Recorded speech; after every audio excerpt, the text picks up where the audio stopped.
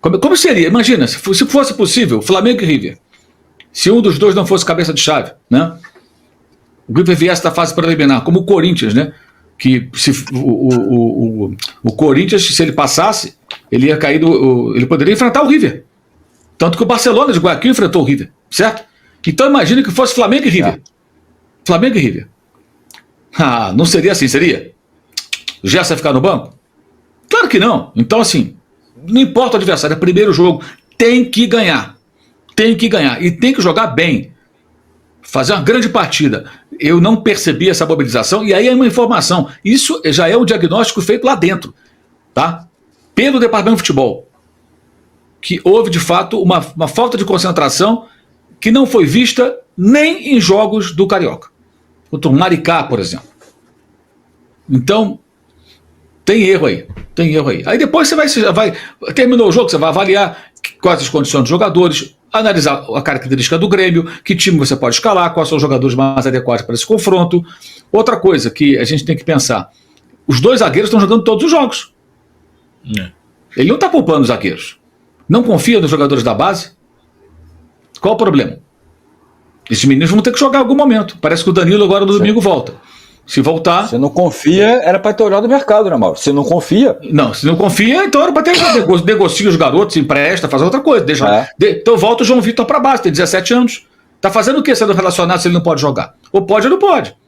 Tá pronto ou não tá?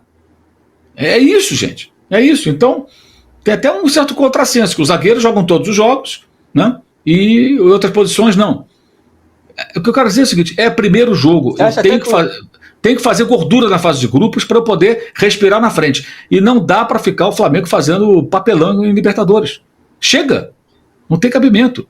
Isso aí em outros tempos. Por exemplo, eu nem citei a derrota para o León e a eliminação precoce em 2014. Porque aquele time é um time fraco. Ganhou a Copa do Brasil em 2013, mas não era um time bom. Então ali aconteceu. Ali eu não tinha muita expectativa. Ali o erro foi a manutenção do Jaime. Nem o Elias mais. Que o Jaime herdou o time que foi montado pelo Mano, botou o Amaral ali de volante, né? Fez um outro ajuste e funcionou. Mas quem montou o time foi o Mano Menezes.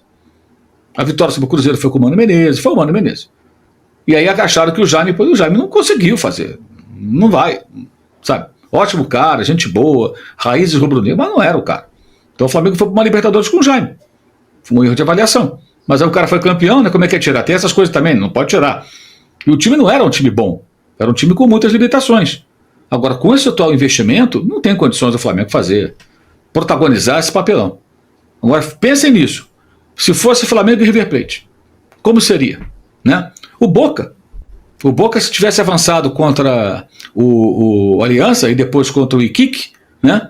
Ele também cairia no pote 4, igual o Corinthians. Poderia ser Flamengo e Boca. Ia jogar assim?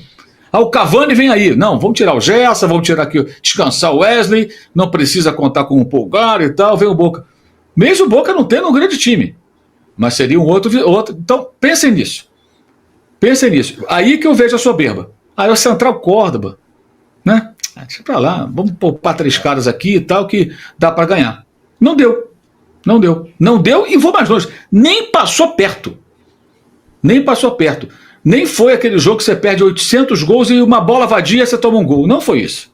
Uma curiosidade aqui, o Flamengo, uma foto que aparece o Léo Ortiz, deu para perceber que lá no CT do Flamengo, na academia do Flamengo, tem uma frase motivacional do Ayrton Senna.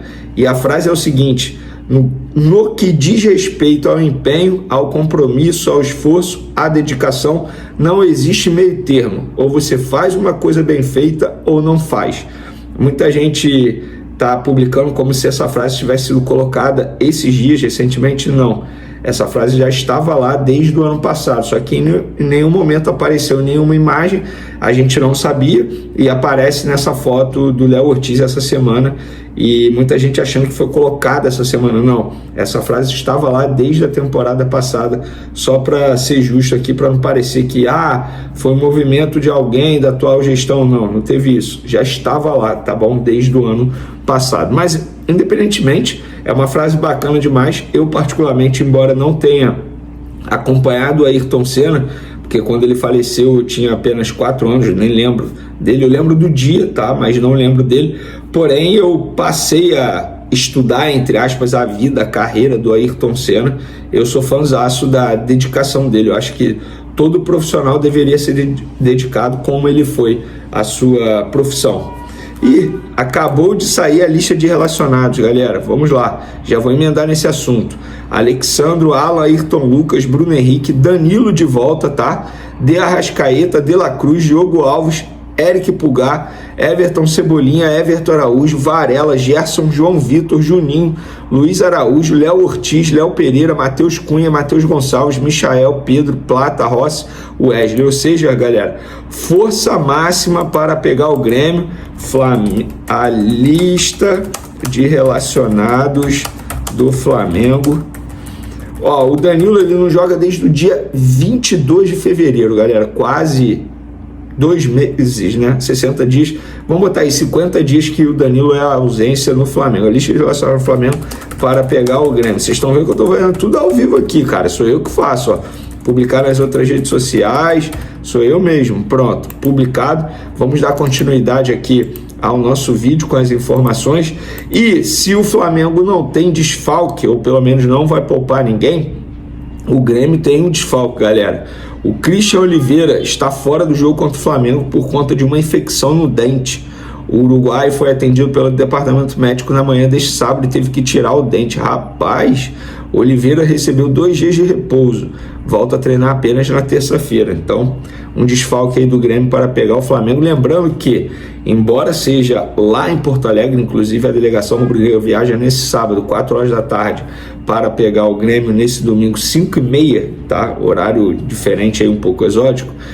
Eu acho que o Flamengo é o favorito, porque o Grêmio não passa por um momento, pelo contrário, está em crise, a torcida cobrando demais empenho, desempenho dos jogadores, e o Flamengo, para mim, é o grande favorito, até porque vai ter o retorno dos titulares.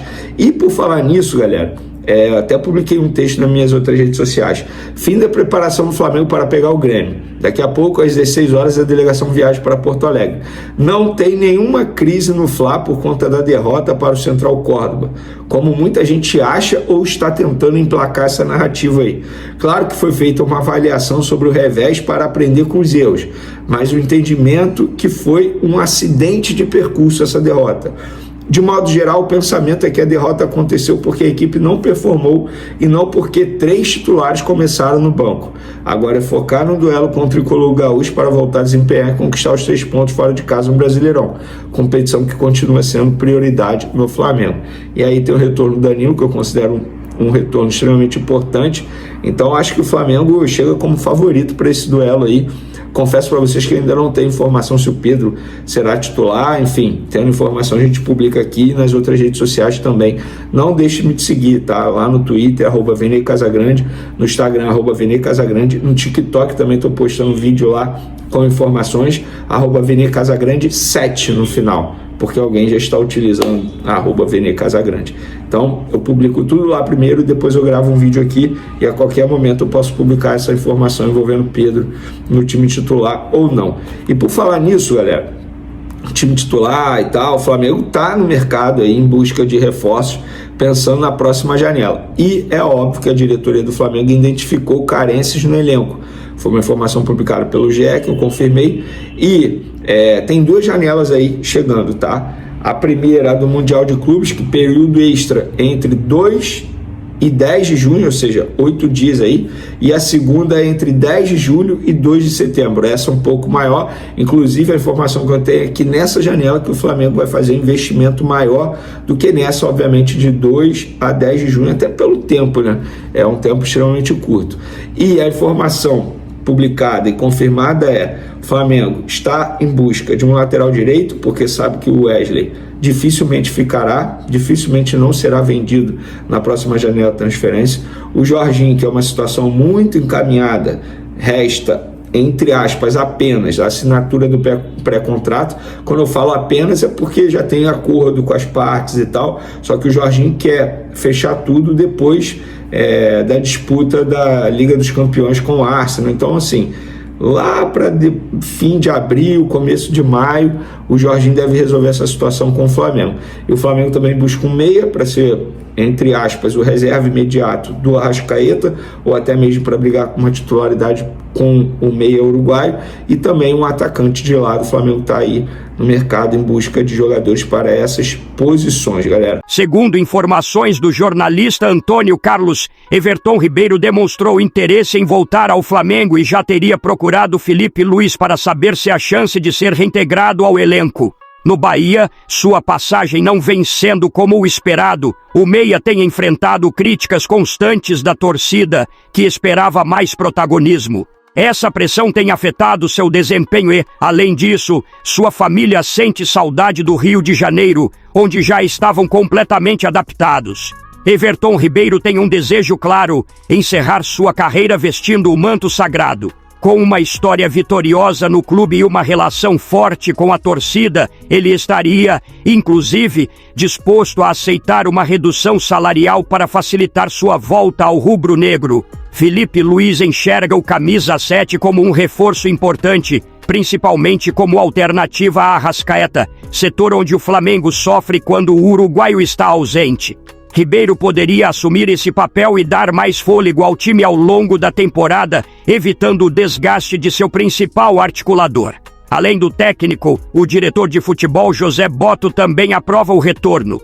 Ele destacou a experiência do meia, sua liderança e a disposição em abrir mão de parte do salário como pontos positivos. Everton Ribeiro ainda pode contribuir muito tecnicamente e também servir de referência para os mais jovens do elenco rubro-negro. E aí, nação? Você gostaria que Everton Ribeiro voltasse para o Flamengo? Comenta aqui embaixo, deixa a curtida no vídeo e se inscreve no canal para não perder nenhuma novidade sobre o Mengão. Saudações rubro-negras!